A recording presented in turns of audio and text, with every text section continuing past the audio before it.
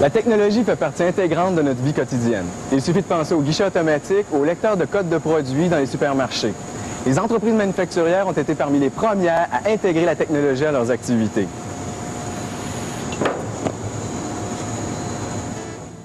Les postes de travail d'aujourd'hui exigent des équipements de plus en plus sophistiqués, que ce soit pour accroître la rapidité d'exécution et la qualité du produit, pour effectuer des tâches qui demandent une très grande précision, pour aider le travailleur qui doit fournir un effort physique, ou encore pour devenir une solution de rechange lorsqu'une tâche s'avère dangereuse. Le développement technologique n'est pas le seul changement auquel doivent faire face les entreprises depuis plusieurs années. Les femmes et les minorités visibles occupent maintenant une place importante sur le marché du travail et leur présence est en croissance dans tous les secteurs de l'industrie. L'usine de montage de voitures de General Motors à Boisbriand est un bon exemple d'entreprise manufacturière qui met la technologie au service des travailleurs et qui offre des chances égales d'emploi pour les femmes et pour les minorités visibles. L'usine de Boisbriand fabrique des voitures depuis 1965 et plus particulièrement les Camaro et les Firebird depuis 1992.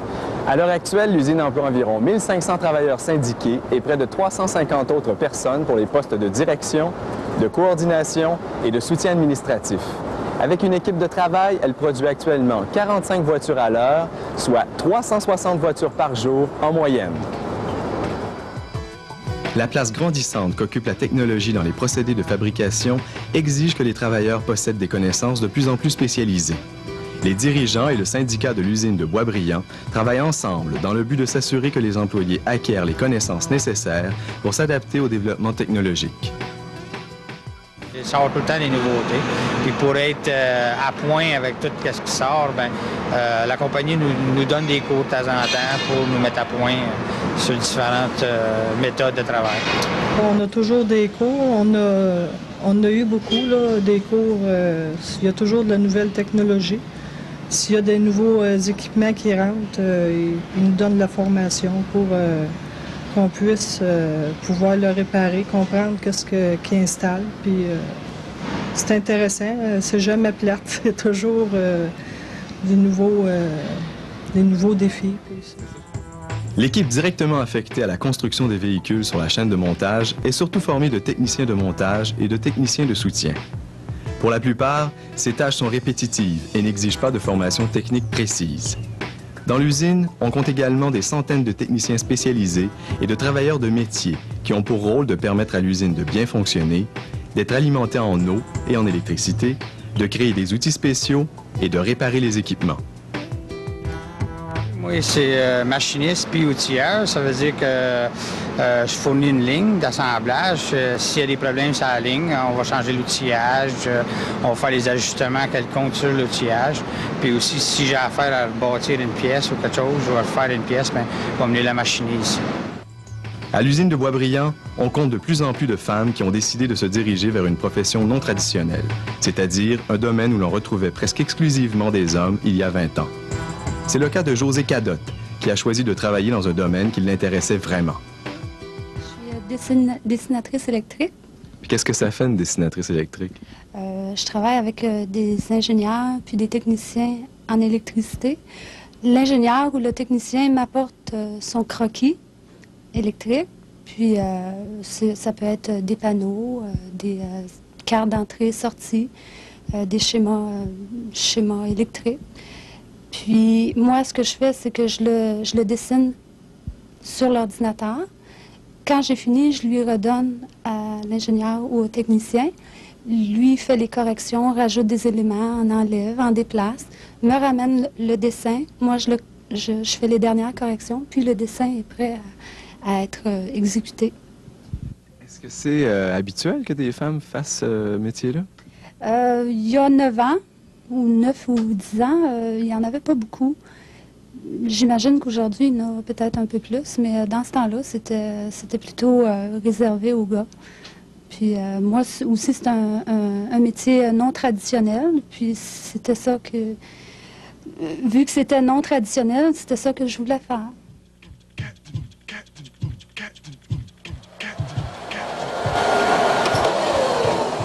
On parle de technologie, de métiers spécialisés, de leur importance dans le processus de fabrication d'une voiture, mais en quoi consiste au juste la construction d'un véhicule? Pour répondre à nos questions, suivons un véhicule à travers les différentes étapes de fabrication. La majorité des pièces utilisées pour le montage des Camaro et des Firebird est fabriquée dans d'autres usines situées un peu partout dans le monde. Les pièces arrivent à notre usine par transport routier ou ferroviaire. 4 quais intérieurs permettent de décharger la marchandise arrivée par wagon, alors que 35 portes d'accès sont réservées au déchargement des camions remorques. Chaque jour, environ 55 wagons et 110 camions remorques livrent des pièces à l'usine.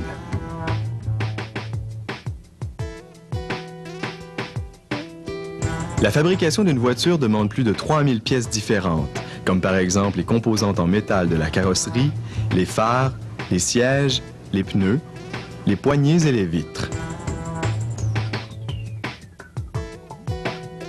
C'est le service de la gestion des stocks qui se charge de commander les pièces en quantité suffisante, de les vérifier à la réception, d'effectuer le déchargement à l'aide de chariots élévateurs et de les acheminer vers les divers secteurs de l'usine.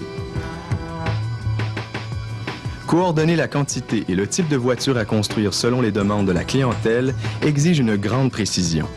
La gestion des stocks produit donc une feuille de route informatisée pour chaque voiture à fabriquer, afin d'indiquer à tous les travailleurs de la chaîne de montage le modèle exact du véhicule, la couleur de la peinture, ainsi que le type de moteur et d'accessoires qu'il faut y installer. Les véhicules circulent d'une étape à l'autre sur un convoyeur, une sorte de voie ferrée qui passe dans toutes les sections de l'usine. Si nous mettions toutes les sections de convoyeur bout à bout, eh bien nous aurions un total de 13,5 km. La véritable construction de la voiture commence par l'assemblage de la carrosserie. Tout d'abord, on prépare individuellement les 5 parties qui forment le corps du véhicule, soit la partie arrière avec le coffre, le plancher, la section avant et les deux côtés. On réunit ensuite ces 5 parties au moyen de soudures effectuées par des travailleurs ainsi que des bras robotisés. C'est ce qui nous donne le squelette de métal.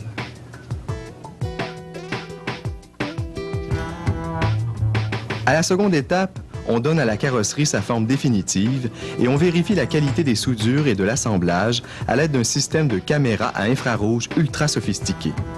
Une fois ces opérations terminées, on se sert de bras articulés pour installer les portes, le haillon et le capot. La dernière étape porte sur la finition du métal. On rectifie certaines soudures et courbes de la carrosserie, on ponce et on polit.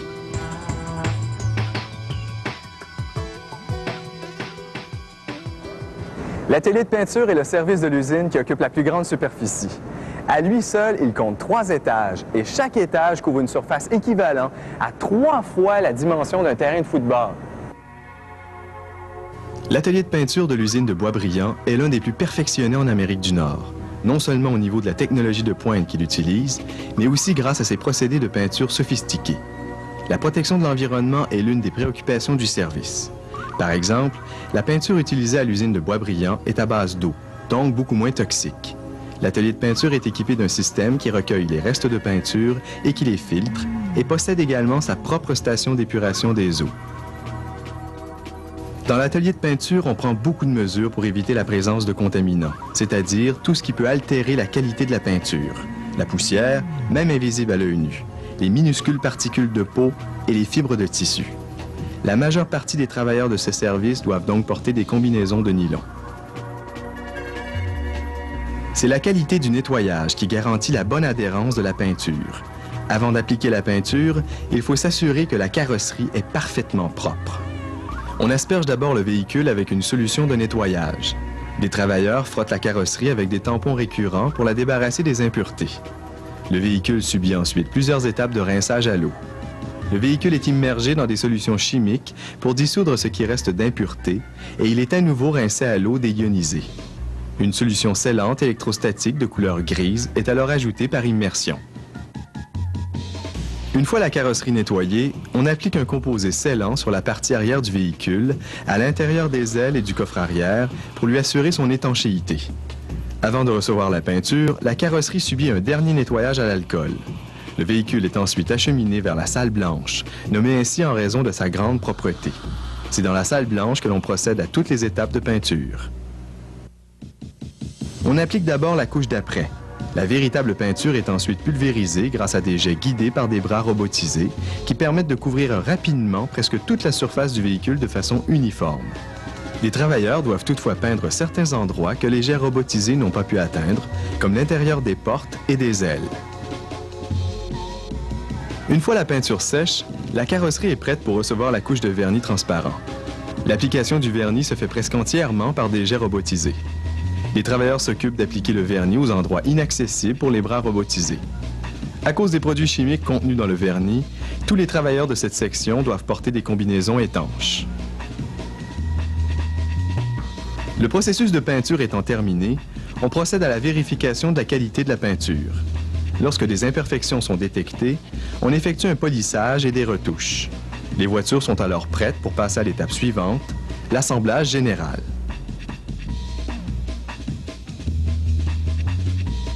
On retrouve deux sections dans le service de l'assemblage général, l'atelier des garnitures et l'atelier du châssis. À l'atelier des garnitures, on procède à l'installation de la vitre sur le montant du haillon arrière, puis à la pose du haillon sur le véhicule. On pose ensuite le type de toit spécifié sur la feuille de route collée sur les véhicules. Toit rigide, T-top ou toit de toile pour les modèles décapotables. On pose les essuie-glaces, l'intérieur des portières, le tableau de bord, le volant, le pare-choc arrière et le pare-brise. On termine cette étape par la pose du tapis.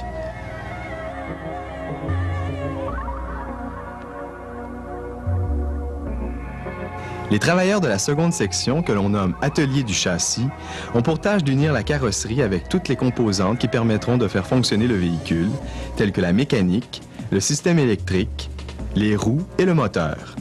On retrouve beaucoup d'équipements automatisés et de bras articulés dans ce service. En effet, les pièces sont souvent lourdes. Les installations doivent se faire dans des endroits difficiles d'accès et demandent une grande précision. Au début de la section, les travailleurs se servent de bras articulés pour installer les amortisseurs avant.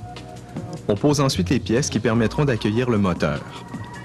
On peut alors procéder au mariage du moteur et de la carrosserie, une étape des plus impressionnantes. Le moteur et le train arrière, construits dans une autre section de l'usine, arrivent sur un convoyeur au sol, tandis que la carrosserie arrive sur un convoyeur aérien. Les travailleurs, à l'aide de bras robotisés, fixent solidement les sections du haut et du bas. En quelques minutes seulement, le véhicule se retrouve équipé du moteur, du silencieux, des barres de torsion, des ressorts, de la colonne de direction, du système d'échappement et des conduits pour l'essence et le liquide de freinage. Vient ensuite l'installation du radiateur et des pneus, après que ceux-ci aient été montés sur les jantes. On pose finalement les sièges, la batterie et le reste des accessoires pour compléter l'assemblage. Lorsque la voiture arrive à la dernière station de son parcours, sa construction est terminée. Toutefois, avant de passer à l'étape finale, on procède à une série de vérifications supplémentaires pour s'assurer que tout est correctement installé et en bon état de marche. La voiture est alors prête à passer à la dernière étape, la vérification finale de la qualité. Les Camaro et les Firebird sont des voitures qui nécessitent une grande attention durant toutes les étapes de production. En effet, les acheteurs de ces voitures sont des clients exigeants qui recherchent une voiture sport performante et à la finition irréprochable. C'est pourquoi le service que l'on appelle assurance qualité a un rôle primordial, car c'est à cette étape que l'on peut s'assurer que les voitures sont sans défaut. Pour se rendre au premier poste de vérification, la voiture doit franchir des obstacles au sol qui permettront, entre autres, au conducteur de vérifier la suspension et de détecter des bruits de carrosserie. La première vérification de qualité porte sur le parallélisme des roues et l'ajustement des phares avant. Le parallélisme se fait automatiquement par un système informatisé qui calcule et apporte les corrections nécessaires. Pendant ce temps, un travailleur s'occupe d'ajuster les phares en fonction des données transmises par un lecteur optique. La seconde étape se nomme l'essai dynamique des véhicules. À l'aide d'un système informatisé, on vérifie jusqu'à 2000 fonctions, comme le bon fonctionnement du système électrique, l'accélération et la vitesse de freinage.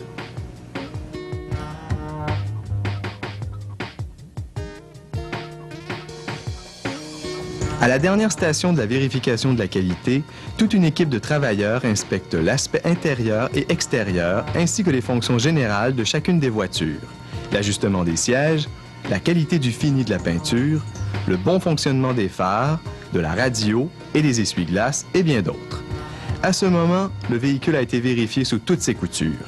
Si aucune erreur n'a été détectée à travers ce processus, la voiture est prête à partir par train ou par camion-remorque chez les concessionnaires automobiles GM de partout à travers le monde. Par contre, si une erreur est découverte à l'une des étapes de vérification, la voiture est immédiatement confiée à la section des réparations où les problèmes sont corrigés avant l'expédition du véhicule. Comme nous venons de le voir, la fabrication des voitures est un processus complexe qui fait appel à beaucoup de travailleurs et une quantité impressionnante de matériaux et d'équipements. À l'usine de Boisbriand, on retrouve notamment 145 appareils robotisés, 176 bras articulés et 65 atomiseurs robotisés. Ces appareils sophistiqués nécessitent le soutien et l'expertise de plus de 270 travailleurs de métiers spécialisés. L'apprentissage d'un métier spécialisé n'exige pas nécessairement des compétences particulières. Une certaine habileté manuelle, le sens du raisonnement et un esprit créatif permettent de réussir dans le monde de la haute technologie. À tous les jours, aujourd'hui, ça change. Hein? On a de nouvelles machines un peu plus raffinées pour la soudure. Est-ce que vous trouvez que c'est un métier d'avenir? Est-ce que vous trouvez justement que vous en apprenez tous les jours, donc il y a un avenir à ce métier? Il y a un avenir, oui, surtout dans soudeur, assembleur. Les pics par appel, ça devrait s'éliminer tranquillement. Puis je pense que si c'est un métier, mais de plus de chances. Spécialement dans notre métier, nous autres, l'outillage, c'était une il demande beaucoup de personnel.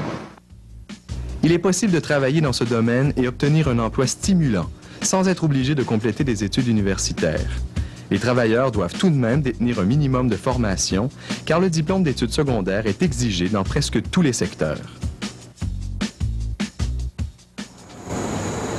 Aujourd'hui, il existe un grand nombre de programmes professionnels très accessibles qui permettent de décrocher un emploi des plus intéressants, sans devoir suivre des cours au cégep ou à l'université. Comme la technologie est appelée à se développer encore davantage dans tous les secteurs de notre société, les métiers spécialisés promettent d'intéressantes perspectives de carrière. Vous avez parlé tantôt qu'entre le secondaire 3 et le retour aux études, vous aviez eu comme une année sabbatique. Qu'est-ce qui s'est passé à ce moment-là? Je voulais plus aller à l'école. Je n'étais plus motivée à aller à l'école. Fait que j'ai arrêté une année. Puis qu'est-ce que vous avez fait durant cette année-là? J'ai réfléchi sur mon avenir. Puis je me suis sentie beaucoup limitée. Si je continuais pas mes études, je me sentais limitée. Je suis retournée aux études avec la motivation, puis en sachant exactement pourquoi je retournais aux études. Puis j'avais des meilleures notes aussi. Puis pourquoi pas avoir suivi le pattern classique du cégep, les études universitaires, tout ça? Pourquoi avoir suivi un pattern professionnel? Parce que pour moi, je me sentais pas prêt à aller au cégep ou à l'université. Je voulais pas faire des études, des longues études. Ça prend le minimum, ça prend le secondaire 5. Minimum, à cette heure, il n'embauche plus en bas de secondaire 5. Puis moi, je me dirais, finis ton secondaire, puis après ça, si t'es vraiment tanné, va-t'en dans les métiers, puis apprendre un métier, tu vois que c'est plaisant, puis c'est le fun. Si tu es sur le bord de décrocher, c'est parce que tu ne prends pas conscience de l'importance de ce qui est en train de se passer. Parce que tu penses à ta blonde, tes amis, ton chum, tu penses à toutes sortes de choses, mais... Parce que je sais que c'est l'âge de tout ça, des blondes et des chums, mais c'est vraiment ton avenir qui joue à l'école, puis faut prendre ça au sérieux.